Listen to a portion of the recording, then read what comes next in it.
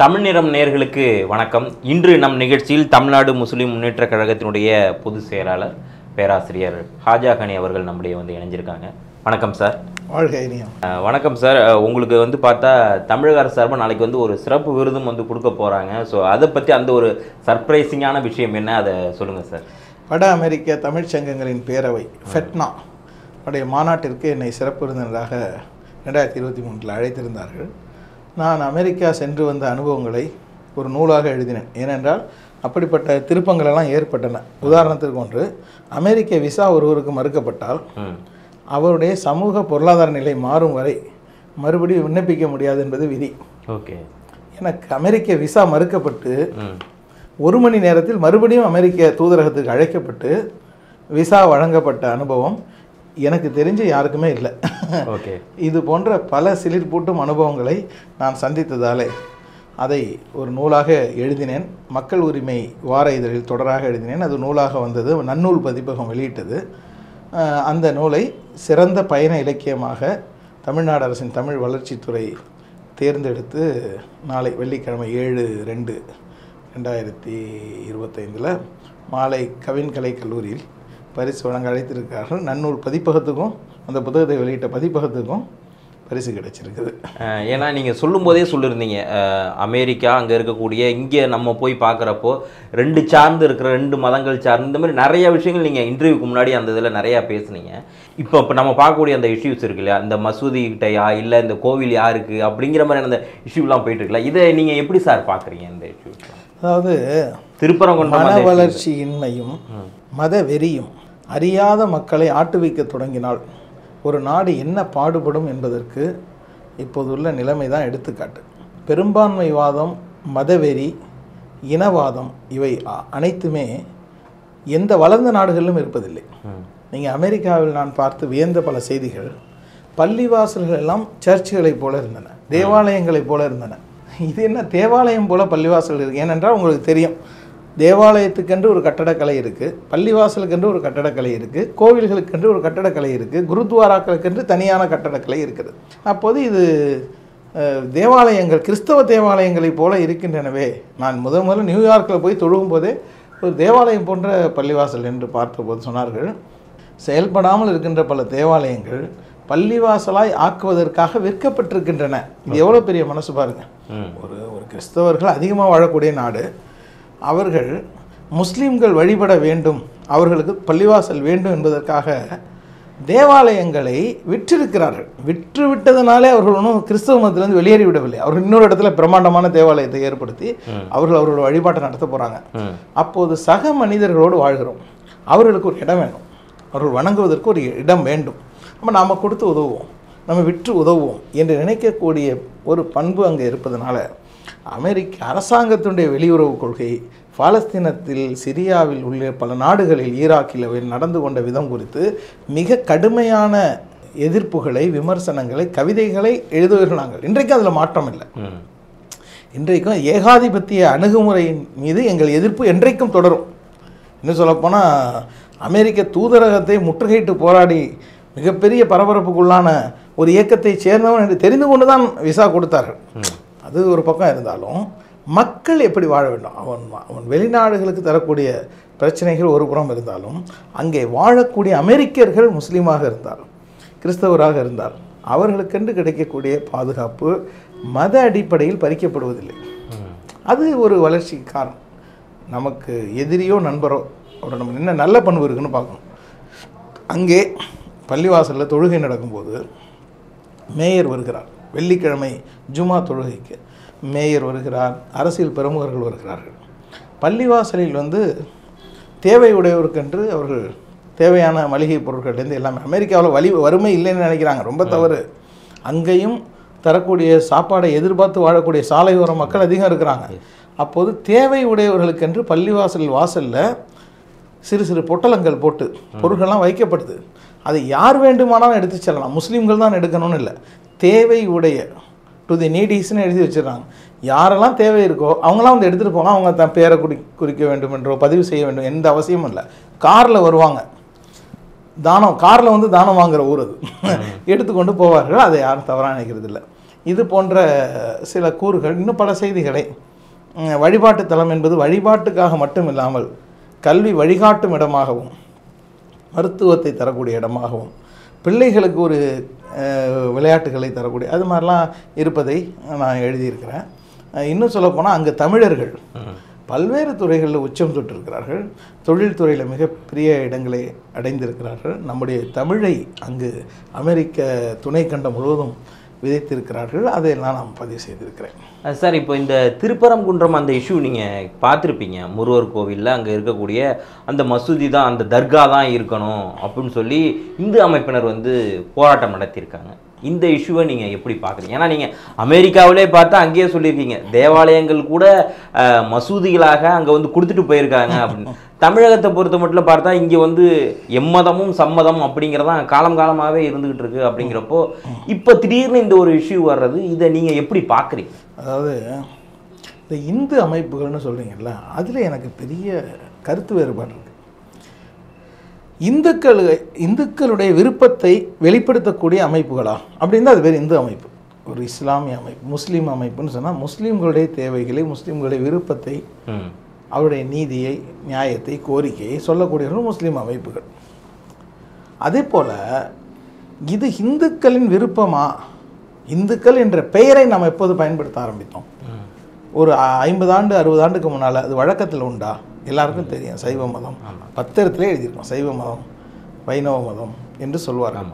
இதே அரசியலுக்காக அவர்கள் ஒரு ஒருங்கிணைத்து கொண்டு வர. ஆகவே இந்த அமைப்பினர் வந்து சங் பரிவார அமைப்பினர் என்று சொல்லலாம், சங்கிகள் என்று சொல்லலாம், அல்லது வன்முறையாளர்கள், மதத்தை தங்களுடைய வயிற்று பிழைப்புக்கும் அரசியல் வாழ்க்கைக்கும் ஆதாயமாக்கி கொள்பவர்கள், வழியாக்கி கொள்பவர்கள் என்று சொல்லாமே தவிர அவர்களை இந்து அமைப்பினர் என்று நான் ஒருபோதும் ஒப்புக்கொள்ளவே மாட்டேன். அவர்கள் இந்துக்களின் விருப்பங்களை, கோரிக்கைகளை எதிரொலிக்கவில்லை. மாறாக அவர்களுடைய விருப்பங்களுக்கு, கோரிக்கைகளுக்கு, அவருடைய வாழ்க்கைக்கு எதிராக இருக்கிறார்கள் என்பதை முதல்ல புரிந்து கொள்ள வேண்டும்.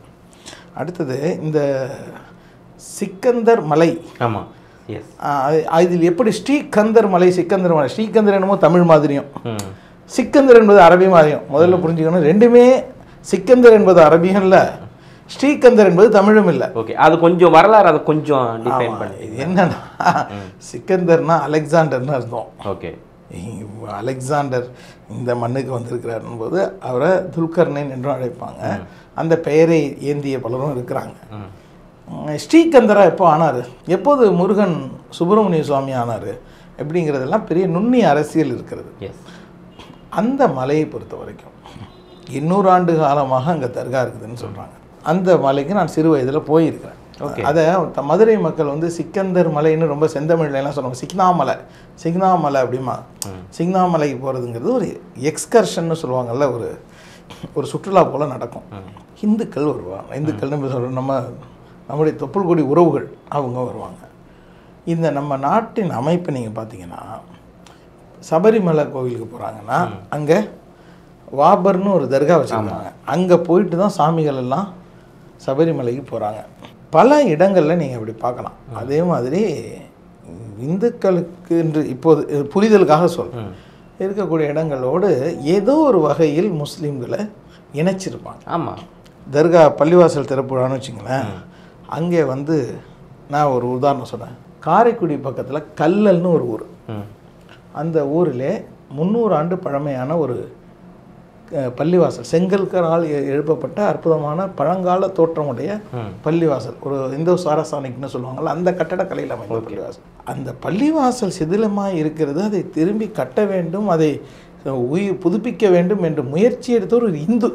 ஓகே, அவர் அந்த செய்தியை கொண்டு வந்து, நான் பிறகு அந்த பேர்களெலாம் நான் உங்களுக்கு அனுப்புகிறேன். அந்த தோழர் வந்து இந்த செய்தியை கொண்டு வந்து சிங்கப்பூர் முஸ்தபா ரஹ்மத் அறக்கட்டளை, நம்ம கவிக்கோ மன்றம்லாம் இருக்குல்ல சென்னையில், அவர்கிட்ட வந்து அவர் பார்வைக்கு அந்த செய்தி வருது முகநூல்லேருந்து.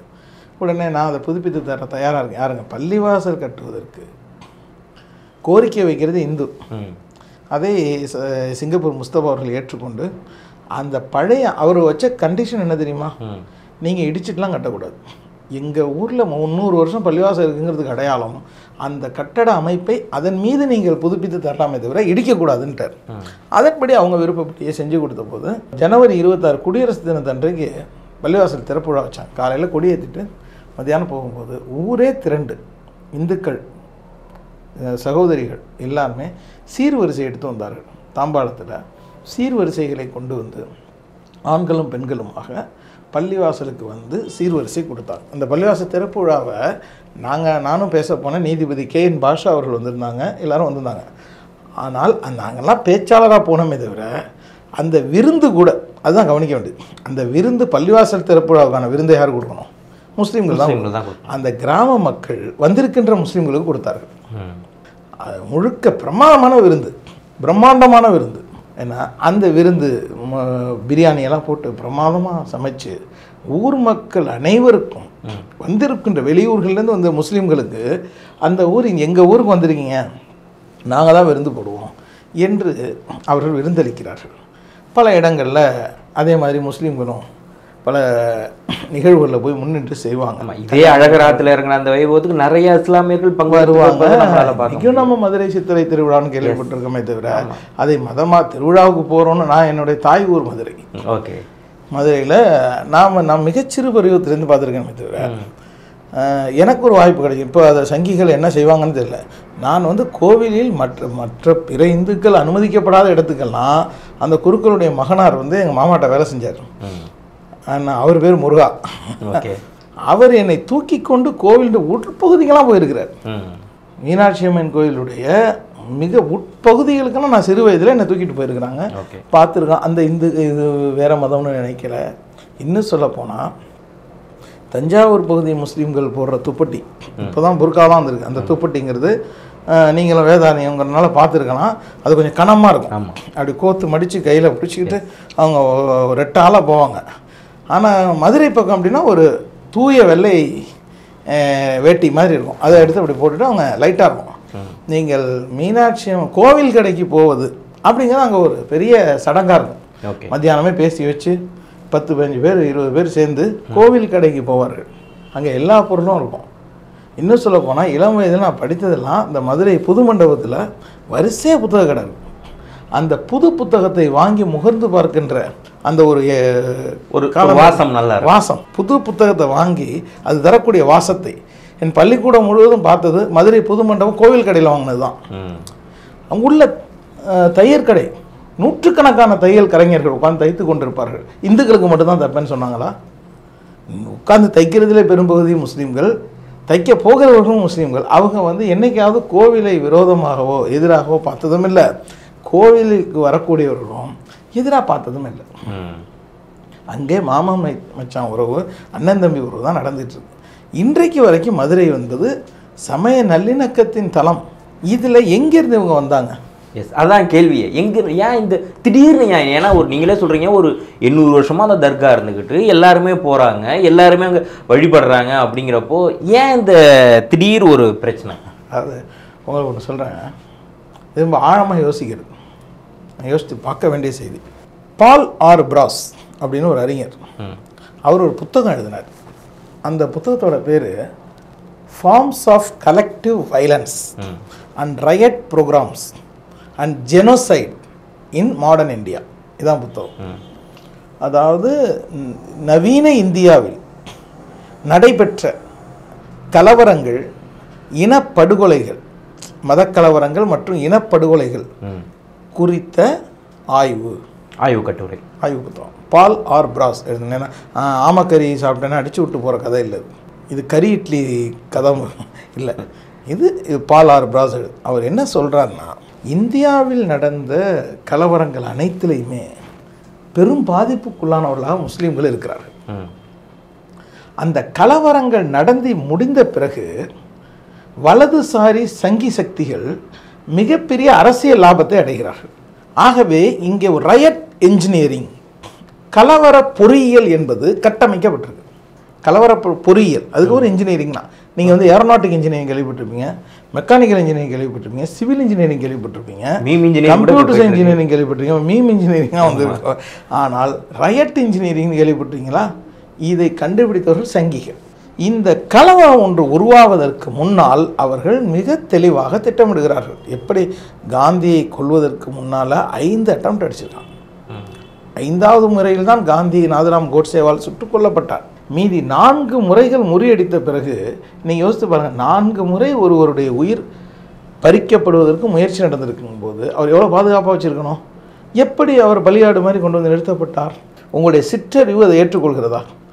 ஒருவரை கொல்வதற்கு யார்? தெருவில் போகிறவரா? அவர் யார்? தேசப்பிதான் இல்லை, தேசப்பிதா.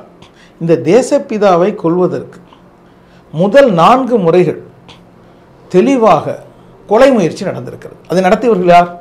இன்றைய சங்கிகளுடைய பிதாமகர்கள். சங்கிகளின் பிதாமகர்கள் 5வது முறையாக காந்தியை கொன்ற பிறகு நாதுராம் கோட்சே நீதிமன்றத்தில் என்ன சொல்கிறார்? நான் காந்தியை ஏன் கொண்டேன். இது இப்போ தான் ஜனவரி 30 போயிருக்கு, நம்ம பக்கத்தில் போன நாள் நினச்சி பாருங்கள். அப்போது நான் பாரத மாதாவுக்கு செய்த தொண்டுங்கிறான். எது? அண்ணல் காந்தியடிகளை கொன்றது, தேசப்பிதாவை கொன்றது, பாரத மாதாவுக்கு செய்த ஒரு சேவை, இது ஒரு ரட்சிப்பு அப்படிங்கிறான். இந்த வார்த்தையை காந்தியடிகளுடைய பேரன் துஷார் ஏ காந்தி எழுதிய லெட்ஸ் கில் காந்தி என்ற புத்தகத்தில் இதெல்லாம் இருக்குது. இதை நான் அடிச்சு விட்டு போகிறது, நான் சொல்வதெல்லாம் ஆதாரங்களோடு புத்தகங்கள். எந்த புத்தகத்தில் இருக்குது? அதை எழுதியவர் யார்? காந்தியினுடைய சொந்த பேரன், மணிலாலுடைய மகன்.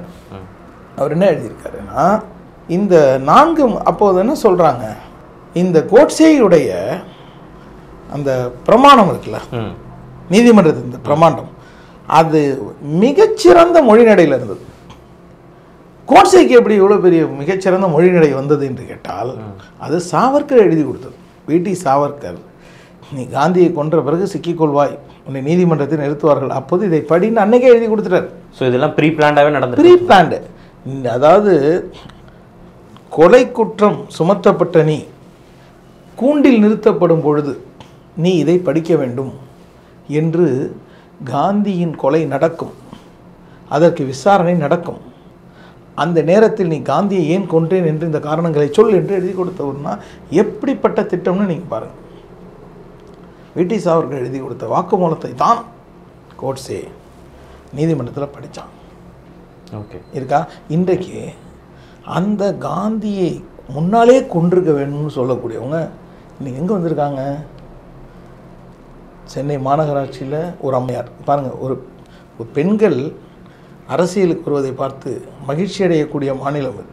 தந்தை பெரியாருடைய உழைப்பு, மகளிர் அரசியலுக்கு வர வேண்டும், அவர் 1000 கருத்து இருக்கணும். ஆனால் வந்து என்ன பேசுகிறார்கள்? காந்தியை முன்னாலேயே கொண்டு இருக்கணும். இன்னொரு பெண்மணி காந்தியை சுட்டு அந்த போலி ரத்தம் ஓடுவதை பார்த்து புலகாங்கிதம் அடைகின்றார். அப்போது வி.டி. சாவர்கருக்கு நாடாளுமன்றத்திலே படம் இருக்கிறது. நீங்கள் அதை புரிந்து கொள்ள வேண்டும். இந்த சங்கிகள் எப்படி படிப்படியாக முன்னேறி வந்து இன்றைக்கு அவர்கள் கையில் ஆட்சி இருக்கிறது. நல்லா புரிஞ்சுக்கணும், காந்தியடிகளை படுகொலை செய்த போது அவர்கள் கையில் ஆட்சி இல்லை, அதிகாரம் இல்லை, காவல்துறையில் அவர்கள் இல்லை, இராணுவத்தில் பெரிய அளவில் ஊடுருவல் இல்லை. இவை எதிலும் இல்லாத போதே அண்ணல் காந்தியடிகளை படுகொலை செய்து விட்டார்கள் என்று சொன்னால், நீங்கள் அபாயத்தை புரிந்து கொள்வதற்காக சொல்கிறேன். இன்றைக்கு அவர்கள் கையிலே ஆட்சி இருக்கிறது, அதிகாரம் இருக்கிறது, காவல்துறை இருக்கிறது, இராணுவம் இருக்கிறது, நீதிமன்றங்கள் எப்படி இருக்குங்கிறது எல்லாருக்கும் தெரியும். கூட்டு மனசாட்சி படி தீர்ப்பு சொல்கிறார்கள். பாபர் மசீத் தீர்ப்புக்கு எந்த நீதிபதி அந்த தீர்ப்பை எழுதினார்னு இதுவரைக்கும் மக்களுக்கு தெரியாது. உண்டா இல்லையா? ஆமாம். அப்போது எல்லாமே அவர்களிடம் இருக்கும்போது இந்த நாட்டுக்கு எவ்வளோ பெரிய அபாயம் இருக்கும்னு நினச்சி பாருங்க. எதுவுமே இல்லாத போது தேசப்பிதாவை கொண்டவர்களால் எல்லாம் இருக்கும்போது என்ன வேணால் செய்ய முடியும். அதன் ஒரு அடையாளம் தான் திருப்பரங்குன்றம் சம்பவம். பட் ஆனால் சார், இதில் அவங்க என்ன சொல்கிறாங்க அப்படின்னா, நவாஸ்கனி அவர்கள் வந்து பிரியாணி வச்சு சாப்பிட்டது தான் அவங்க எதுக்கு எடுத்தாலுமே சொல்கிற ஒரு இதில் குப்பை பேச்சுங்க, வீணா குப்பை பேச்சு. நவாஸ்கனி பிரியாணி தின்று விட்டதாலே 4 திசையும் இருண்டு போய்விட்டது, பூமியிலே பூகம்பம் தோன்றிவிட்டது, சூரியனும் சந்திரனும் கீழே விழுந்து, என்ன பேச்சு இந்த ரயட் இன்ஜினியரிங். இப்படி மடைமாற்றப்பட்ட மக்கள் தான். அதாவது கொல்லையில் ஒரு கொலை, வாசலில் ஒரு வானவேடிக்கை, வானவேடிக்கையை பார்த்துட்டுமே கொல்லையில் கொலை நடந்தோம். பிரச்சனை அது அல்ல. இங்கே தமிழ்நாடு அரசு சமூக நீதி ஏற்றுக்கொண்ட அரசு. சமத்துவத்தை போற்றுகின்ற அரசு, சமய நல்லிணக்கத்தை வலியுறுத்துகின்ற அரசு இல்லையா? அப்படிப்பட்ட அரசு அமர்ந்திருக்கும் பொழுது 24/12 ஒரு தேதி வச்சுக்கோங்க. 24/12 இந்த வழக்கமாக அந்த இதுக்கு கொடுக்குறவங்க, இந்த கந்தூரி கொடுக்குறது இருக்குல்ல, ஆமாம், அவங்க வந்து வர்றாங்க. 24/12/2024 திருப்பரங்குன்றம் சிக்கந்தர் மலையில் கந்தூரி நிகழ்வு நடைபெற்றிருக்கு. ஓகே. அது 25/12/2024 25 ஆண்டுகளாக அங்கே வந்து வைபவம் நடத்தக்கூடிய ராஜபாளையத்தை சேர்ந்த ஒரு குடும்பம் வந்திருக்கு. எப்போதும் போல் கந்தூரி கொடுக்கறதுக்கு வந்திருக்காங்க. அதை காவல் ஆய்வாளர் அனுமதி மறுத்து அவங்கள பிடிச்சி அடைச்சி வைக்கிறார். இங்கே மஹாலில் அடைச்சி வைக்கிறார், திருமண மஹாலில் அடைச்சி வைக்கிறார். அதன் பிறகு 30/12/2024 மாவட்ட ஆட்சித்தலைவர்களை சந்தித்து தமிழ்நாடு முஸ்லீம் முன்னேற்ற கழகம், ஜமாத் நிர்வாகிகள், கூட்டமைப்பினர்லாம் போய் இது எப்படி இது செய்யலாம் அப்படின்னு கேட்குறாங்க. கேட்ட உடனே வட்டாட்சியர் தலைமையில் அமைதி பேச்சுவார்த்தை நடத்தி உரிய உத்தரவு பிறப்பிக்கப்படும், வழிவகை செய்யப்படும்னு சொல்கிறார். 31/12/2024 அன்றைக்கு நடைபெற்ற வட்டாட்சியர் தலைமையிலான அமைதி பேச்சுவார்த்தையில் ஜமாத் தரப்பு ஆவணங்களை கொடுக்குது. இது வக்ஃபு வாரியத்துக்கு உள்ள பள்ளிவாசல் தர்கா, வக்ஃபு வாரியத்தில் பதிவு செய்யப்பட்ட ப்ரொஃபார்மாவில் இருக்கிற தர்கா, இது 800 வருஷமாக நடைமுறையில் இருக்குது. இது எல்லாத்துக்கான ஆதாரங்களையும் நான் உங்களுக்கு தந்துடுறேன். ஏன்னா அங்கே இந்துக்கள் அதிகமாக வருவார்கள். சிக்கந்தர் மலைக்கு இந்துக்கள், இந்து சித்தர்கள் எல்லாம் வருவார்கள். ஓகே. அங்கே நடக்கக்கூடிய வைபவங்களில் பங்கு பெறுவார்கள். இதில் இஸ்லாமில் ஆதாரம் இருக்கா இல்லையான்னா அது வேறு. அங்கே இருக்கக்கூடிய நடைமுறை என்னன்னா, மக்கள் வருவார்கள், அவரவர்களுடைய உணவு பழக்கத்தை தான் அவருடைய சமயத்தில் வைப்பாங்க. பெருமாள் கோயிலில் போய் ஆடு கோழி பலியிடுவாங்களா? மாட்டாங்க. அது முனியாண்டி கோயிலில் என்ன செய்வாங்க? ஆடு கோழிங்கிறது இருக்குதா? அங்கே பலியிடுதல் இருக்கும். இருக்குல்ல. இப்போ இங்கே முனீஸ்வரன் கோயிலும் எல்லை காக்கின்ற சாமிகள் கோவில்லையும் இருக்கிற நடைமுறை பெருந்தெய்வ வழிபாடுகள் இருக்கா? ஆரியர்கள் குறிப்பாக பார்ப்பனர்கள் கைவசம் உள்ள கோயில்களில் இருக்கா? இல்லை. அப்போது ஆடு கோழி பலியிட தடை சட்டம் என்பதை கடந்த அதிமுக அரசில் கொண்டு வந்திருந்தாங்க. அம்மையார் ஜெயலலிதா அவர்கள் கொண்டு வந்தார்கள். கொண்டு வந்து என்ன சொன்னாங்க? ஆடு கோழிகளை கோவில்களில் பலியிடக்கூடாது என்று சொன்னார். என்ன நடந்துச்சு? நாடாளுமன்ற தேர்தல் 40 தொகுதியிலும் அதிமுக தோற்றது. மதமாற்ற தடை சட்டத்தை கொண்டு வந்தார்கள். 40 தொகுதியிலும் அதிமுக 2004ஆம் ஆண்டு தோற்றது. அப்போது ஆடு கோழி பலியிட தடை, மதமாற்ற தடை என்பதெல்லாம் யாருடைய செயல் திட்டம்?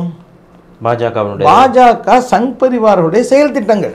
இப்போ பிரியாணி சாப்பிட்றது வந்து பெரிய கடும் குற்றமாங்க. பிரியாணி என்பது கஞ்சாவா? தடை செய்யப்பட்ட பொருளா? ஒரு அருவருப்பான பொருளை அங்கே போய் எப்படி சாப்பிட்லான்னு கேட்டால் என்னங்க மது அருந்திருக்காங்க, இதெல்லாம் கோயிலில் போய் மது அருந்தலாமா அப்படின்னு கேட்டால் உண்டு. பிரியாணி அவ்வளோ வெறுக்கத்தக்க பொருளா? பிரியாணி சாப்பிட்றாங்க சார். சார் என்ன சார் பிரியாணி சாப்பிட்ருக்குறாங்கன்னா, பிரியாணி சாப்பிட்றது அப்போது யார் உருவாக்கி அருவருப்புது? இங்கே இந்த நாட்டில் பிரியாணி சாப்பிடுபவர் அதிகமாக, சாப்பிடாதவர்கள் அதிகமாக? சாப்பிட்றவங்க அதிகமாக இருக்காங்க. சாப்பிடாமல் இருக்கிற 2% பேரால் சாப்பிடும் வழக்கம் உடையவர்களையே நம்ம தவறான ஒன்றை சாப்பிடுகிறோம், அருவருப்பானதை சாப்பிட்றோங்கிற மனநிலையை உருவாக்க முடியுது. பார்த்தீங்களா? அந்த நுண்ணரசியலை கவனிக்க வேண்டும். பிரியாணி சாப்பிட்டா என்ன போ அப்படின்னு கேட்கலையே. அது இப்படி கோயிலில் போய் ஆமாம், எங்கள் கோயிலில் படையில் இருக்கா இல்லையா? ஆடு கோழி வெற்றுக்கா பலியிடும் நடைமுறை இருக்கா இல்லையா? இருக்குல்ல. அப்போ நீங்கள் எந்த கோயிலோடைய நடைமுறையை கொண்டு வந்து யார் மேலே வைக்கிறீங்க? அம்மையார் ஜெயலலிதா ஆடு கோழி பலியிட தடை சட்டம் என்பது யாருடைய நடைமுறை, யாருடைய மரபு, யாருடைய கலாச்சாரம்? அது ஆரியர்களுடைய, இன்னும் சொல்ல போனால் உயர் ஜாதியினுடைய கலாச்சாரத்தை கொண்டு வந்து நீங்கள் சட்டமாக்கினா தமிழ்நாடு என்ன செய்தது? பதிலடியை கொடுத்துச்சு. இப்போது இந்த பிரச்சனை யார் தூன்றா? எப்போதும் போல அவர்கள் வந்து கொடுத்து, நாங்கள் வந்து அதெல்லாம் எதிர்த்து பரப்புரை செய்தவர்கள் ஒரு காலத்தில். அது ஒரு பக்கம் விடுங்க. இங்கே காவல்துறைக்கு என்னங்க வேலை? ஸோ இதில் என்ன? காவல்துறை கந்தூரி கொடுக்குறேன்னு வரான். அவங்க காலங்காலமாக செஞ்சுக்கிட்டு இருக்கிற பரம்பரை. இப்போ ஒன்று உதாரணத்தை சொல்கிறேன். நாகூர் கந்தூரி நடக்குது. நாகூர் கந்தூரி எப்போது நீண்ட நெடுங்காலமாக ஒரு 50-100 வருஷமாக சொல்லலாம். முதலியார் பிள்ளைன்னு சொல்லுவாங்க. நாகப்பட்டினத்தில் அவங்க பெரிய செருப்பு கடை வச்சுருந்தாங்க. நூல் கடை தெருவில் மிகப்பெரிய செருப்பு கடை, பேட்டா ஷோரூம். அவங்க வீட்டில் விருந்து நடக்கும். அது அவங்க இந்துக்கள். ஆனால் பிரம்மாண்டமான விருந்து நடத்தி நாகூர் கந்தூரியை முன்னிட்டு அந்த முதலியார் பிள்ளை வீட்டில் நடக்கின்ற விருந்தில் நானும் சிறு வயதில் கலந்துருக்கிறேன். எங்கள் தந்தையார் கூப்பிட்டு போயிருக்கிறார். தனி மரியாதை கொடுத்து செய்வாங்க. ஏன் இதை செய்கிறாங்கன்னு நான் சின்ன வயசில் கேட்டேன். இந்த வேலையை ஏன் செய்கிறாங்க, அவங்க பண்டிகையில் கொடுக்கலாமே, ஏன் நாகூர் கந்தூரி வந்தால் மட்டும் செய்கிறாங்க அப்படின்னு கேட்கும்போது சொன்னாங்க, ஒரு நாள் அவங்கெல்லாம் நாகப்பட்டினத்தில் புயல் அடித்த போது யாரோ ஒரு இஸ்லாமிய பெரியவர் கனவுல தோன்றி நீங்களாம் எந்திரிச்சு வீட்டை விட்டு வெளியே போங்கன்னு சொன்னார். அந்த குடும்பத்தை சேர்ந்த எல்லாருமே வெளியே வந்துட்டாங்க. வெளியே வந்த கொஞ்ச நேரத்தில் வீடு இடிஞ்சு விழுந்துருச்சு. அதனால அவர்கள் நாகூர் ஆண்டவர் தான் எழுப்பின்னு தன்னை வெளியே அனுப்பினதான் அவங்க நம்புகிறாங்க. நம்பிட்டு நாகூர் கந்தூரி வரும்போதெல்லாம் செய்வாங்க. இப்போ நாங்கள் போய் இல்லைங்க அப்படிலாம் இல்லைங்க, நீங்கள் அப்படி செய்ய வேண்டியதில்லை, கடவுள் நாடி இருந்தால் நீங்கள் இறந்து போயிருப்பீங்க, உங்களுக்கு ஆயுசை கொடுத்துருக்காரு அதனால பிழைச்சிருக்கீங்க அப்படின்னு நாங்கள்லாம் சொன்னாங்க. எடுபடுறதில்ல. அது அவங்க விருப்பத்தோட அவங்க நம்பிக்கையில் போய் நம்ம தலையிட. இன்னொருவர் நாகூர் தர்காவுக்கு ஒரு பழனியாண்டி பிள்ளை, அவருடைய பேர் தான் அந்த கதவுல இருக்குது. பக்கீர் முகமது சாஹிப்னா இருக்குது. நாகூர் தர்காவுடைய பெரிய கதவு வெங்கலத்தில் இருக்க, அதில் யார் பேர் எழுதியிருக்கு, பழனியாண்டி பிள்ளை போட்ட கதவுன்னு இருக்கா இல்லையா. அந்த தர்காவை யார் கட்டினா, சரபோஜி மன்னர்கள் கட்டியிருக்காங்க. மன்னர்கள் கட்டிட்டாங்க. இந்த தர்காவில் இருக்கின்ற புறாக்களுக்காக ஒரு கிராமத்தை மன்னர் கொடுத்தது. அது புறா கிராமம்னு இன்னொரு திருவாரூர் மாவட்டத்தில் புறா கிராமம்னு ஒரு ஊர் இருக்கு. புறா கிராமம் எதுக்குன்னா பேருன்னா நாகூர் தர்காவில் இருக்கிற புறாக்களுக்கு தானியங்களுக்காக ஒரு கிராமத்தை அரசாங்கம் கொடுக்குது. ஏன் அப்படியெல்லாம் செஞ்சாங்கன்னா, மன்னருக்கு ஏற்பட்ட ஒரு பெரிய நோயை அவர் மருத்துவராக இருந்திருக்கார். அந்த மருத்துவ குணத்துக்காக அவங்க எல்லாம் செய்கிறாங்க. நாகூர் தர்காவுக்கு வரக்கூடியவர்களில் பெரும்பான்மை யார் இருக்கிறான், இந்துக்கள் தான் இருக்காங்க. இந்துக்கள் தான் இருக்காங்க. இது பார்க்குறோம். இப்படிப்பட்ட சூழலில் இந்த பிரச்சனையை இங்கே எடுக்கிறாங்க. இதில் இந்த ரயட் என்ஜினியரிங்னு சொன்னால அதை தான் நீங்கள் கவனிக்கணும். காந்தியடிகள் உயிரோடு இருக்கும்போதே காந்தி படுகொலைக்கு பிறகு தரப்படக்கூடிய வாக்குமூலம் எழுதப்பட்டு விடும். இதுதான் ரயட் என்ஜினியரிங்கில் மதவாத சக்திகள் செய்யக்கூடிய வேலை. இதெல்லாம் அடுத்தடுத்து சீக்வன்ஸாக நடக்கும். நீ கந்தூரி குடிக்க வரவனை பிடிச்சி சிறையில் அடைக்கிற, அடைச்ச உடனே என்ன செய்வாங்க, முஸ்லீம் அமைப்புகள்லாம் திரண்டு வருவாங்க. திரண்டு என்ன செய்வாங்க, மாவட்ட ஆட்சியரை பார்த்து மனு கொடுப்பாங்க. கொடுத்த உடனே நீங்கள் என்ன உழட்டி விடணும், பீஸ் கமிட்டின்னு போடணும். பிரச்சனை உருவாயிடும். பிரச்சனை உருவான பிறகு 2 தரப்புகள் உருவாகும். தர்காவுக்கு போய் தீரணும்னு ஒருத்தன் சொல்லுவான், இல்லை நாங்கள் அனுமதிக்க மாட்டோம்னு ஒருத்தன் சொல்லுவான். சொல்லும்போது ஒரு சண்டை உருவாகுது. இது எதிர்வுகள் உருவாகிறது. உடனே நம்முடைய முருகன் மலையை காக்க வேண்டாமா, நம்முடைய பாரம்பரிய உரிமையை பார்க்க வேண்டாமா, நம்முடைய 6 படை வீடுகளில் தலையாய திருச்செந்தூரை விட்டு கொடலாம். அப்போ காசி விஸ்வநாதர் யார், 6 படை வீட்டில் திருச்சி இருக்குது, திருப்பரங்குன்றம்னு தெளிவான பேருக்கு நீ ஸ்ரீகந்தர் மலைன்னு கொண்டு புகுக்கிறிய என்ன விஷயம், இதை கேட்பாங்க. இப்போ சிக்கல் என்னன்னா, ஒரு எதிர்வுகளை உருவாக்கிய பிறகு இந்த தமிழ்நாட்டில் தங்களுக்கென்று ஒரு அரசியல் ஆதாயம் கிடைக்கும்னு நினைக்கிறாங்க. அப்போ அதுக்கு உதவக்கூடியவர்கள் யார், அதுதான் இங்கே பார்க்க வேண்டியது. மக்கள் உதவியா இல்லை கண்டிப்பாக. பட் ஆனால் அந்த 144 தடை உத்தரவு போட்டிருக்காங்க, அவ்வளோ க்ரௌடு வந்துச்சுன்னு சொல்கிறாங்க. அது அது அடுத்த விஷயத்துக்கு வரும். இது எல்லாமே நம்மளை திசை திருப்பறதுக்கான செய்தி. அந்த மலை உணர்வோடு கலந்த இந்துக்களின் வழிபாட்டு உணர்வோடு கலந்து இருக்கின்ற ஒரு மலை என்பதில் ஒரு முஸ்லீம் தர்கா அங்கே இருப்பதில் எங்களுக்கு சம்மதம் இல்லைன்னு அந்த மக்கள் நினைத்திருந்தால் அந்த தர்கா அங்கே இருந்திருக்காது 200 வருஷத்தில். கண்டிப்பாக நான் கேட்குறேன், இது ஒரு மிகப்பெரிய அந்த காலத்திலேருந்து இருக்குதுன்னு சொல்கிறாங்கல்ல, இதை பாஜக ஏன் ஒரு 2 வருஷத்துக்கு முன்னாடி கிளப்பல? அதாவது 24/12/2024 தான் இவங்க கண்டுபிடிக்கிறாங்களா? திருப்பரங்குன்றத்தில் நீ சிரித்தால் முருகா என்று பாடலே இருக்கு. திருப்பரங்குன்றம் அப்போ தான் தெரியுமா உங்களுக்கு? மிக எளிமையான கேள்வி. திருப்பரங்குன்றம் என்பதில் தர்கா இருப்பதை அவர்கள் 24/12/2024 தான் கண்டுபிடிச்சாங்களா? ஸோ அப்போனா இது எல்லாமே நீங்கள் சொல்கிற மாதிரி அந்த முன்பே திட்டமிட்டு விட்டது. இங்கே நான் தெளிவாக சொல்கின்றேன், காவல்துறையிலும் நீதித்துறையிலும் ஊடுருவி இருக்கின்ற கருப்பாடுகள் ஆடுகின்ற நாடகம் இங்கே தமிழ்நாடு அரசு நிம்மதியாக நடக்கக்கூடாது. அப்போ காவல்துறையிலையும் அவங்க இருக்காங்கன்னு சொல்கிறீங்களா? தெளிவாக இருக்கிறாங்க. தமிழ்நாட்டு அரசுக்கு என்ன வகையிலெல்லாம் நெருக்கடியை ஏற்படுத்த முடியுமோ அதையெல்லாம் ஏற்படுத்தி முஸ்லீம்களுக்கு எதிரான அரசாக இதை காட்டிவிட வேண்டும். அப்போது அவர்கள் முஸ்லீம்களுடைய ஆதரவை இழந்து இந்த அரசு பதவி இழக்க வேண்டும். அதன் பிறகு தாங்கள் இந்த நாட்டை ஆண்டு நினைச்சதெல்லாம் செய்யணும். அதாவது யாரை அழிக்க வேண்டும்னு நினைக்கிறாங்களோ அவர்களே கருவியாக்கி அவர்கள் வீழ்த்தக்கூடிய கலை இருக்குது பார்த்தீங்களா, இதை ஆழ்ந்து யோசிக்க வேண்டும். இப்போது திராவிட முன்னேற்ற கழக அரசின் மீது சிறுபான்மை மக்களுடைய கோபத்தை திருப்ப வேண்டும். பார்த்தீர்களா, வேடிக்கையை பார்க்கிறார்கள். உங்கள் அரசாங்கம் தானையா, என்ன போலீஸ் இப்படி இருக்குது அப்படின்னு கேட்குறாங்க. அதே மதுரையை சேர்ந்த பிடிஆர் பழனிவேல் ராஜன் அவர்கள் என்ன சொன்னாங்க, ஒரு 100 நேர்மையான நாணயமான விசுவாசமான அதிகாரிகள் கிடைச்சா நாங்கள் ரொம்ப சிறப்பாக செயல்பட முடியும்னு ஒரு விரக்தியில் சொன்னாரா இல்லையா? அப்போ என்ன அர்த்தம்? அதிமுக இந்த 10 ஆண்டுகளில் எல்லா துறையிலும் புற்றுநோய் கிருமிகள் போல ஊடுருவி இருக்கிறார்கள். கிருமிகள் போல கிருமிகள் பல இடங்கள்ல இருக்கு. அரசினுடைய திட்டத்தை செயல்படுத்துன்னு சொன்னா அதை செயல்படுத்தாம மாற்றுறது அரசுடைய விருப்பம் என்ன? இந்த மண்ணில் அமைதியான வாழ்க்கை நடக்கணும். மதுரையில் கலவரம் நடந்தால் திமுகவுக்கு லாபமா பாஜகவுக்கு லாபமா? இங்கே மதவாத மோதல்கள் நடந்தால் அதனுடைய பயனாளிகள் பாஜகவா திமுகவா? இல்லை, இங்கே 2 பேருக்குமே பாதிப்புங்கிறது இருக்குதான் செய்யும். அதுவும் ஆளும் திமுகவுக்கு ரொம்ப விமர்சனம். இல்லை, திமுகவுக்கு தான் பாதிப்பு, பாஜகவுக்கு லாபம். ஏனென்றால் கலவர பொறியியல் அதை தான் சொல்கிறது. நீங்கள் பாபர் மசூதி இடித்தார்கள், இடித்த பிறகு 4 மாநிலங்களில் ஆட்சி கலைக்கப்பட்டது. கலைக்கப்பட்ட போது உச்சநீதிமன்றத்தில் போய் சொன்னாங்க. என்ன சொன்னாங்க?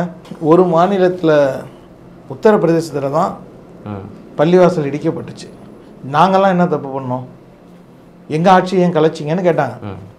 உச்சநீதிமன்றம் என்ன சொன்னிச்சு, உங்கள் ஆட்சியை கலைச்சது சரிதான், நீங்கள் மதச்சார்பின்மைக்கு எதிரான கொள்கையை கொண்டிருக்கிறீர்கள், இந்திய அரசியல் சட்டத்தின் விழுமியத்துக்கு எதிரான போக்கை உடையவர்கள் உங்கள் ஆட்சியை கலைத்தது சரின்னு சொன்னிச்சு உச்சநீதிமன்றம்.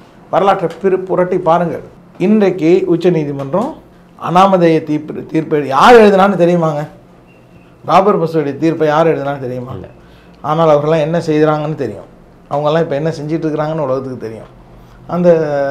அந்த தீர்ப்பை அனாமதேய தீர்ப்பை எழுதி கொடுத்துட்டு முஸ்லீம்களுக்கு 5 ஏக்கர் நிலம்னு எழுதுறீங்க. இது எவ்வளோ? அது உங்கள் குற்றமுள்ள மனசு குறுக்கு இருக்குதுல்ல. முஸ்லீம்கள் நிலம் கேட்டாங்களா? எங்களுக்கு பள்ளிவாசல்கிட்ட இடம் கொடுங்க, ஒரு 5 ஏக்கர் இடம் பார்த்து கொடுங்கன்னு கேட்டாங்களா? நீங்கள் ஏன் 5 ஏக்கர் நிலம் கொடுக்க சொன்னீங்க? நீங்கள் தப்பு செஞ்சுருக்கீங்கன்னு உங்கள் நெஞ்சை உறுத்துதில். முஸ்லீம்கள் பள்ளிவாசல் கிட்ட இடம் கேட்டாங்களா? எந்த வழக்கிலையாவது இப்படி சொல்லியிருக்காங்கன்னா? அவங்க நிலத்தை பிடிச்சி கொடுத்துட்டு இப்போது உங்கள்கிட்ட ஒரு பொருள் இருக்குது, அதை ஒரு பறிச்சுட்டு ஓடிட்டாருன்னு சொன்னால் சரி அவன்கிட்டே கொடுத்துரு. அந்த பொருளை கண்டுபிடிச்சி முன்னாடி போலீஸ் ஸ்டேஷனில் வச்சோன்னா இல்லை அவன் பறித்த பொருள் அவன்கிட்டே இருக்கட்டும், உனக்கு வேறு பேனா வாங்கி தரேன், வேறு பொருள் வாங்கி தரேன்னு சொன்னால் ஒத்துக்குவீங்களா? ஓகே, அது எங்கள் அப்பா வாங்கி கொடுத்த பைக்கியா, அதில் தான் போவேன்னு சொல்லுவீங்க இல்லையா? இல்லை உனக்கு வேறு வாங்கி தரேன் அப்படின்னு சொன்னால் ஏற்றுக்குவீங்களா? அதுமாரி உணர்வு. இப்போது இத்தகைய நீதிமுறை நடக்குது. இதுலேருந்து நீங்கள் புரிஞ்சுக்கணும், அதிகாரிகள் பூந்திருக்கின்ற, சரியாக சொல்ல போனால் காக்கி பேண்ட்டு போட்டவங்க தான் போலீஸு. ஆனால் காக்கி டவுசர் போட்டவங்களுடைய வேலையை, ஒரு காலத்தில் போட்டிருந்தவங்களுடைய வேலையை செய்யக்கூடாது. அது தமிழ்நாடு அரசுக்கு பெரிய சங்கடங்களை உண்டாக்குது. இந்த சங்கடங்களை உருவாக்குவதன் மூலம் ஒரு ஆட்சிக்கு ஒரு மிரட்டலை கொடுக்கலான்னு நினைக்கிறாங்க. சிறை கைதிகளை தாக்குறது, முஸ்லீம்கள் மேலே கடுமையான நடவடிக்கைகள் எடுக்கிறது. இத்தனை ஆண்டுகள் அங்கே கந்தூரி நடந்துச்சா இல்லையா? எந்த இந்து எதிர்த்தார்கள்? எந்த இந்து அமைப்பு எதிர்த்துச்சு? பாஜகவுக்கு 2024 தான் கண்ணு திறந்ததா? 2023 ஏன் எதிர்க்கலை? 2020 ஏன் எதிர்க்கலை? பாரம்பரிய தானங்க. திருப்பரங்குன்றம் இப்போ தான் கட்டினாங்களா? இல்லை. இப்போது ஏன் அந்த பிரச்சனையை கொண்டு வருகிறீர்கள்? இதை சிந்தித்தாலே தெரியுமே. பட் ஆனால் அவங்க 140, ஏன்னா நான் திருப்பி அதே கேள்வி வைக்கிறேன், 144 போட்டிருக்காங்க அப்படின்னா இங்கே நிறைய க்ரௌடு வந்திருக்கு, நிறைய கூட்டம் வந்திருக்கு அப்படின்னு சொல்லி பாஜகவினர்லாம் தங்களுடைய இணையதள பக்கங்களை போட்டுட்டு இருக்காங்களே. க்ரௌடு வந்துருக்குது, அது எல்லாமே ரயட் இன்ஜினியரிங்கில் உள்ளது. தடை இப்போ ஒன்று தெரியுமா? பாபர் மசூதி இடிக்கும்போது இராணுவம் என்ன செஞ்சிச்சு? எங்கே இருந்துச்சு? இராணுவம் எங்கே சார் இருந்துச்சு? அந்த அயோத்தியில் தான் இருந்துச்சு. எங்கே இருந்துச்சு? பள்ளிவாசல் பக்கத்திலே இருந்துச்சு. கடப்பாறையை வச்சு இடிக்கும்போது இராணுவத்தின் கையில் என்ன இருந்தது? மெஷின் கன் இருந்துச்சா இல்லையா? இருந்துச்சா இல்லையா? உத்தரப்பிரதேசத்தில் யார் அரசாங்கம்? பிஜேபி அரசாங்கம். ஒரு செங்கலுக்கு கூட சேதம் ஏற்படாதுன்னு சொன்னாங்கல்ல. ஏன் அவையெல்லாம் இயங்கவில்லை? இராணுவத்திலும் காவல்துறையிலும் புகுந்திருந்த சங்கித்தனம் இயக்க விடவில்லை. இந்த சங்கடத்தை புரிந்து கொண்டு நான் வெளிப்படையாக பேசுகிறேன். அரசாங்கம் வெளிப்படையாக பேச முடியாது. அரசு வந்து உத்தரவு போட்டால் அதை செய்யக்கூடிய இடத்துல இருக்கிறவன் செய்யணும். இல்லாட்டி தமிழ்நாடு அரசு விரும்புதா? முதலமைச்சர் விரும்புகிறாரா இங்கே மக்கள்லாம் அடிச்சுக்கிட்டு சாகணும் அப்படின்னு விரும்புகிறாரா?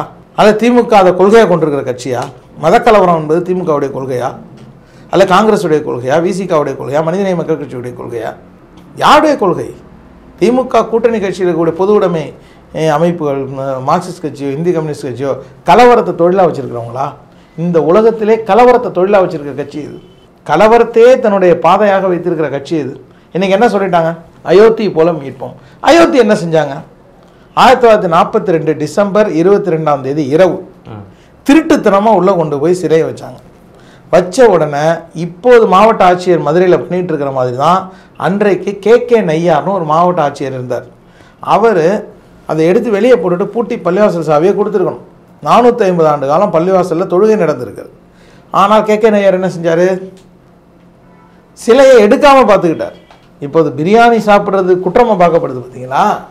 அது போல் சிலையை எடுக்காமல் பார்த்துக்கிறார். உடனே அவர் தான் மாவட்ட நீதிபதியும் கூட, மாஜிஸ்ட்ரேட்னு சொல்லுவாங்க, கலெக்டர் தான் நீதிபதியும்.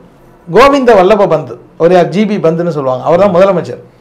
எடுத்து வெளியே போடியான்னு சொல்கிறார். முடியாதுங்கிறார். உடனே ஜவஹர்லால் நேரு, பண்டித ஜவஹர்லால் நேரு நம்முடைய பிரதமர் கடிதம் எழுதுகிறார் ஜிபி பந்துக்கு. அயோத்தியில் நடக்கின்ற செயல்கள் எனக்கு மிகப்பெரிய பீதியை உண்டாக்குது, பெரிய அபாயமான நிலைமையை நோக்கி நாட்டை தள்ளிடாதீங்க, உடனடியாக அந்த பள்ளிவாசல் முஸ்லீம்கள்ட்ட ஒப்படைக்கப்படணும், அந்த சிலைகள்லாம் எடுத்து வெளியே போடப்படணும். எழுதினது யார்? பண்டித ஜவஹர்லால் நேரு. பண்டித ஜவஹர்லால் நேரு எழுதின கடிதத்துக்கு ஒரு மாவட்ட ஆட்சியர் கே நையார் மரியாதை கொடுக்கல. என்ன வேணா மாற்றிக்கோ, ஆனால் அந்த சிலையை நான் மாற்ற மாட்டேன்னு சொன்னார். இந்த நாட்டில் வரலாறுங்க. நீங்கள் எல்லாம் சேர்ந்துட்டு மு.க. ஸ்டாலின் என்ன பண்ணுறாரு? முத்துவேல் கருணாநிதி ஸ்டாலினுடைய திராவிட மாடல் அரசு என்ன வேடிக்கை பார்க்குறாங்க? பண்டித ஜவஹர்லால் நேரே தண்ணி குடிக்க வச்சவங்க சங் பரிவாரம். அப்போது இந்த நிலைமையை யார் புரிந்து கொள்ள வேண்டும்? நான் யாருக்கு பேசுகிறேன்? மக்களுக்காக பேசுகிறேன். மக்கள் புரிந்து கொள்ள வேண்டும். இன்றைக்கு நம்முடைய மண்ணின் ஒற்றுமையை பாதுகாக்க இந்துக்களும் முஸ்லீம்களும் கிறிஸ்தவர்களும் மற்ற திராவிட இயக்க சொந்தங்களும் எல்லாருமே ஒன்றாக இணைய வேண்டும் என்ற உணர்வை மதுரை மிகப்பெரிய மணியாக அடிச்சிருக்கு. இது உத்தரப்பிரதேசம் அல்ல. கே நையார் என்ன ஆனார் தெரியுமா? அவர் நாடாளுமன்ற உறுப்பினர் ஆனார். அவருடைய மனைவிக்கும் நாடாளுமன்ற உறுப்பினர் தரப்பட்டுச்சு. அடுத்து இதுலேருந்தே பார்த்துங்க, பாபர் மசூதி விஷயத்தில் யாரெல்லாம் அநீதி இழைத்தார்களோ அவர்களையெல்லாம் அதிகார பதவிகளை வைத்து அழகு பார்ப்போம் என்பதை பாஜக செயல் திட்டமாக வைத்திருக்கிறது. ஆனால் தமிழ்நாட்டில் அப்படி நடக்காது. உங்களுக்கு ஒரு சின்ன செய்தி சொல்கிறேன். 72 ஞாபகம். நீங்கள் வந்து தீநகர் திடீர் பிள்ளையார்னு அடிங்க, கூகுளில் வரும். தீநகரில் தியாகராய நகர், தீநகர்னு சொல்கிறது தப்பு. தியாகராய நகர்னு நம்ம உண்மையாக சொல்லணும். தியாகராய நகரில் பள்ளிவாசல் கட்டுவதற்காக வாங்கி வைக்கப்பட்ட ஒரு இடத்துல திடீர்னு பூமியை பிளந்துட்டு பிள்ளையார் வந்துட்டார் வெளியே. அந்த பிள்ளையார் தான் பால் குடிக்கிறாருன்னு சொல்லி ஏதோ பால் குடிப்பது வேறு. பூமியை பிளந்து கொண்டு அப்படியே பிள்ளையார் வெளியே வர்றார். இதை பார்க்குற மக்கள் என்ன நினைப்பாங்க? அடாடா, பூமிக்குள்ளேருந்து பிள்ளையார் வெளியே வந்த இடத்துல எப்படா பள்ளிவாசல் கட்ட விடுறதுன்னு நினைக்கிறார். உடனே பெரியார் உயிரோடு இருக்கார். மறுநாள் அங்கே பொதுக்கூட்டம் போடப்படும்னு சொல்கிறார். உடனே ஒரு தேதி அறிவிக்கிறார், பொதுக்கூட்டம் போட்டு உண்மையை சொல்லப்படும்னு சொல்கிறார். அதற்குள்ளே கலைஞர் அரசு, அப்போ முதலமைச்சர் கலைஞர் என்ன செய்கிறாரு? பழக்கடை ஜெயராமன் என்று அறியப்பட்ட திமுக மறைந்த எம்எல்ஏ ஜே அன்பழகனுடைய தந்தையார் ஜெயராமன் அவர்கள்ட்ட இந்த பிரச்சனையை ஒப்படைக்கிறார். நீ போய் பாரு, ஒரு ஜாகிர்கிட்டையோ ஷாஜஹான்கிட்டையோ அப்துல்லா கிட்டேயோ ஜின்னா கிட்டேயோ இந்த பிரச்சனையை ஒப்படைச்சா அதில் என்ன சிக்கல் வரும்னு கலைஞருக்கு தெரியும். பழக்கடை ஜெயராமன் அவர்களிடம் ஒப்படைக்கிறார். நீங்கள் போய் பாருங்கள் என்ன பிரச்சனை பாருங்கள். பார்த்தா கீழே முளை விடாத அந்த விதைகளை போட்டு அதை ஊற வச்சு, இது பருத்தி விதைன்னு நினைக்கிறேன், அதை போட்டு ஊற வச்சு அது மேலே சிலையை வச்சா அது ஒரு 10 நாள் கழித்து பூமியை வெடித்து கொண்டு வெளியே முளைக்கும் இல்லையா? அது போல் சிலையை அது வெளியே தள்ளிட்டு வந்திருக்குது. அடுத்து அந்த சிலை எங்கிருந்து வந்ததுன்னு பிடிச்சார். ஒரு கடையில் ஒரு போலி சேட்டு தான் விலைக்கு வாங்கியிருந்தார். அது எவ்வளோ ரூபாய்க்கு வாங்கினாருங்கிறது வரைக்கும் ரசீது வரைக்கும் எடுத்தாச்சு. எடுத்த உடனே காஞ்சி சங்கராச்சாரியாரே சுயம்பு கணபதி வந்திருக்கிறாரு அப்படின்னு அறிக்கை கொடுக்குறாரு. காஞ்சி சங்கராச்சாரியார் சொல்கிறாரு. சொன்ன உடனே கலைஞர்கிட்ட வந்து கேட்குறாங்க, இந்த மாதிரி கடவுளுக்கு எதிராக பண்ணலாமான்னு. இன்றைக்கு கடவுள் வந்து நின்றால் அவர் திமுக அரசின் பக்கம்தான் நிற்பார். என் பெயரை வைத்து எனக்கு களங்கம் சுமத்துபவர்களை விட்டு விடாதீர்கள்னு சொல்லுவார். கடவுளின் பெயரை வைத்து கைமைத்தனங்களை செய்பவர்களை கண்டித்து கடவுள் எங்களோடு தான் நிற்பார்னு கலைஞர் சொன்னார். ஓகே, இது பூரா புலனாய்வு செய்து அறிக்கை சமர்ப்பிக்கப்பட்டு அந்த இடம் முஸ்லீம்களிடம் மறுபடி கொடுக்கப்பட்டது. இதே உத்தரப்பிரதேசத்தில் பள்ளிவாசலாக இருந்த இடத்துல தூக்கி வச்ச சிலையை வச்சு 450 ஆண்டு கால பள்ளிவாசலை இழக்க நேர்ந்தது. ஆனால் பள்ளிவாசல் கட்ட இருந்த இடத்திலே பூமியை பிளந்து கொண்டு பிள்ளையார் வந்து விட்டார் என்று பொய் சொன்னாலும் கூட தமிழ்நாட்டில் பெரும்பான்மையான இந்துக்கள் பிள்ளையார் வெளியே வந்த இடமாச்சே, இதை எப்படி பள்ளிவாசல் கூடுறதுன்னு வரவே இல்லை. திருட்டுத்தனம் பண்ணுறானுங்க, தில்லுமுள்ளுத்தனம் பண்ணுறாங்க அப்படின்னு இந்துக்கள் புரிந்து கொண்டாங்க. அதுக்காக அவங்க கோயிலுக்கு போகாதவர்கள் இல்லை, தெரியுமா அவங்களுக்கு ஆன்மீக நம்பிக்கை உண்டு. ஆனால் ஆன்மீக நம்பிக்கையை ஒரு வலையாக பயன்படுத்தி அயோக்கியத்தனம் செய்வதற்கு ஆன்மீகம் போர்வையாக கூடாது என்பதிலே தமிழ்நாட்டு மக்கள் உறுதியாக இருக்கிறார்கள். அதனால இங்கே அந்த வேலையெல்லாம் எடுபடாது. ஸோ இது தமிழக அரசு இதை எப்படி சார் அணுகணும்னு நீங்கள் பார்க்குறீங்க சார் இந்த இஷ்யூவை? தமிழக அரசு தன்னுடைய கண்களாக காதுகளாக வைத்திருக்கிற புலனாய்வு துறையிலாம் இது செய்திகளை அறிந்து கொள்ள வேண்டும். உண்மை நிலை தெரியும். எளிமையான கேள்வி, இந்த சிக்கந்தர் தர்கா என்பது முந்தா நாள் வந்ததா? 2023ஆம் ஆண்டு கட்டப்பட்டதா? 800 வருஷமாக இருக்குது வக்ஃபு சொத்து. இதில் எப்போது பிரச்சனை கிளம்புது? ஈரோடுக்கு இடைத்தேர்தல் வந்தோன்னு தான் பிரச்சனை கிளம்புது. இன்னும் பல்வேறு அரசியலில் அவங்க முகவரியற்று போய்கொண்டிருக்கிற நேரத்தில் மதம் சார்ந்த ஒரு பிரச்சனை தமிழ்நாட்டில் கனன்று கொண்டிருக்க வேண்டும் என்று நினைக்கிறார்கள். தமிழ்நாட்டு மக்களுக்கு இதில் கடுகளவும் அக்கறையே கிடையாது. நம்முடைய பிரச்சனை என்ன? ஜிஎஸ்டி தமிழ்நாட்டின் பங்கு ஏன் தரப்படவில்லை? தமிழ்நாட்டுக்கான ரயில்வே திட்டங்கள் ஏன் தரப்படவில்லை? தமிழ்நாட்டுக்கு சொல்லப்பட்ட மருத்துவங்கள், எய்ம்ஸ் மருத்துவமனைகள் எல்லாம் எங்கே போனது? ஒத்த செங்கல் அதையும் உதயநிதி தூக்கிட்டு போயிட்டு அது எங்கே? இப்போது தமிழ்நாட்டுக்கு ஏன் இந்த நிதிநிலை அறிக்கையில் எதுவுமே தராமல் வஞ்சிக்கப்பட்டது? பீகாருக்கு ஏன் அள்ளி அள்ளி தரப்பட்டது? தேர்தல் வருதுங்கிறதுனால. இதையெல்லாம் கேட்குற இடம் தமிழ்நாடு. அவரவர் மதம் அவரவருக்கு. திருக்குறள் லக்கும் தீனுக்கும் வலியதுன்னு சொல்லுவாங்கள்ல, அவரவர் மதம் அவரவருக்கு. இங்கே பொது வாழ்க்கையில் பொதுநல அரசியல், மக்கள் நல அரசியலுக்கு தான் இங்கே தமிழ்நாட்டில் மரியாதை கிடைக்கும். ஏன் தெரியுமா? தமிழ்நாட்டில் கல்வி அறிவு, அது கிராஸ் என்ரோல்மெண்ட் ரேஷியோ 55 தாண்டி இருக்குது. இந்தியாவின் ஏனைய மாநிலங்களில் 10, 15, 17 இவ்வளோ தான் வச்சுருக்காங்க. ஆக சங்கிகள் கல்வியை பறிப்பார்கள். இதான் முக்கியமாக நீங்கள் முத்தாய்ப்பாக எடுத்துக்கொள்ள வேண்டிய இடம். சங்கிகள் கல்வியை பறிப்பதனுடைய நோக்கம் மக்களை மடையர்களாக வைத்திருந்தால், சிந்திக்க முடியாதவர்களாக வைத்திருந்தால், தாங்கள் சொல்லக்கூடிய கதையெல்லாம் மண்டையில் ஏற்றி மத கலவரத்தை பண்ணலாம், அதன் மூலம் ஆட்சி அறுவடை செய்யலாம். இங்கே நடக்கலை. ஏன்னா மக்கள் சிந்திப்பவர்கள், படிப்பவர்கள். ஆகவே படிப்பை பறிப்பதற்காக யுஜிசி சட்ட திருத்தத்தை கொண்டு வராங்க. இப்போது எங்களுடைய சமூக நீதி மாணவர் இயக்க மாணவர்கள் திராவிட முன்னேற்ற கழகம் டெல்லியில் நடத்தக்கூடிய போராட்டத்துக்கு இப்போ வழி அனுப்பிட்டு தான் வரோம். விமானத்தில் ஏறி போயிருக்கிறாங்க. தமிழ்நாட்டு பிள்ளைகள் டெல்லியில் போராட போயிருக்காங்க. எதுக்காக போராட போகிறாங்க?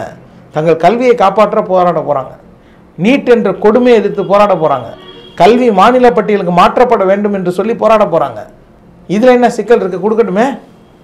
ஒன்றிய அரசு சரிங்க, நாங்கள் இன்னும் 10 கோயில் கூட கட்டுங்க, இந்த கல்வியை மாநில அரசின் பட்டியலுக்கு கொடுத்துட்றோன்னு கொடுக்க வேண்டியது தானே? திராவிட முன்னேற்ற கழக அரசு 2500 கோவிலுக்கு குடமுழுக்கு செஞ்சுருக்க. அது ஆன்மீக விரோத அரசோ இந்துக்களுக்கு விரோதமான அரசோ கிடையாது. கண்டிப்பாக சில இடத்துல கொஞ்சம் ஓவராகவே போராடுது துறை அமைச்சர். அதுதான் பல பேருக்கு முகச்சுளிப்பை ஏற்படுத்துது. அது ஒரு பக்கம் இருக்கட்டும், அது அவர்கள் சரி செய்து கொள்ள வேண்டியது. அதே நேரத்தில் இந்த மண்ணில் எந்த கோவிலுக்காவது எதிராக இருக்கா திராவிட முன்னேற்ற கழக அரசு? அதை பற்றி ஏதாவது பேசியிருக்காங்களா? இல்லை. அவரவர் ஆன்மீக உரிமை, அவரவர் சமயம் அவரவரோடு. இங்கே இதை பிரச்சனையாக கொண்டு வரது யார்? பாஜக. என்ன சொல்கிறாங்க? நாங்கள் அயோத்தி பாணியிலே மீட்போம் என்று சொல்கிறார்கள். அவரோட சொல்கிறது ஒரு ராஜா சொல்லியிருக்கிறார். அவர்கள் இது வாய்ப்பில்லை ராஜா, இது அயோத்தி போல பறிப்பதற்கு இது ஊப்பி அல்ல, இது தமிழ்நாடு. தமிழ்நாட்டு மக்கள் இதற்கு ஒருபோதும் இடம் கொடுக்க மாட்டார்கள் அப்படிங்கிறதா அந்த செய்தி. கல்வியை பறித்து விட்டால், ஒரு சமயம் தமிழ்நாட்டின் கல்வி உரிமை பறிக்கப்பட்டால் எதிர்காலத்தில் அவர்கள் நினைச்சதெல்லாம் நடக்கும். இன்றைக்கு ஒரு நிமிஷம் நெட்டில் தட்டி சிக்கந்தர் மலை வரலாறுன்னு படிச்சிருவான். நம்முடைய மாணவர்கள் இப்போ பார்த்துட்டு இருக்கிறாங்களே, இங்கே அடித்து விட்டு போனால் நடக்குமா? 10 நிமிஷத்தில் மீம்ஸ் கிரியேட் பண்ணிவிடுவாங்க. பேராசிரியராம் எப்படி புழுகுகிறாள் பாருங்கள் அப்படின்னு போட்டுருவான். ஓகே. அப்போது நாம் தயாரிப்புகளோடும் தரவுகளோடும் வரோம். கண்டிப்பாக. ஒரு செய்தியை ஒரு தேதியோடு சொல்கிறேன், பக்கம் புத்தகத்தின் விவரத்தோடு சொல்கிறோம், யார் எழுதினான்னு சொல்கிறோம். கேட்கக்கூடியவர்கள் என்ன செய்வாங்க, உடனே இணையத்தில் போய் தேடி பார்ப்பாங்க, அது உண்மையாக பொய்யான்னு பார்ப்பாங்க. இந்த பொய்யை சொல்லி கரையேற்றுறது ஏன்னா அது இங்கே நடக்காது. தமிழ்நாடு தன்னுடைய உறுதியான நிலைப்பாட்டை இதில் காட்டுங்கிறது தான் என்னுடைய நிலை. நிகழ்ச்சியில் இணைந்து உங்களுடைய கருத்துக்களை வழங்கியவை மிக்க நன்றி சார். நன்றி.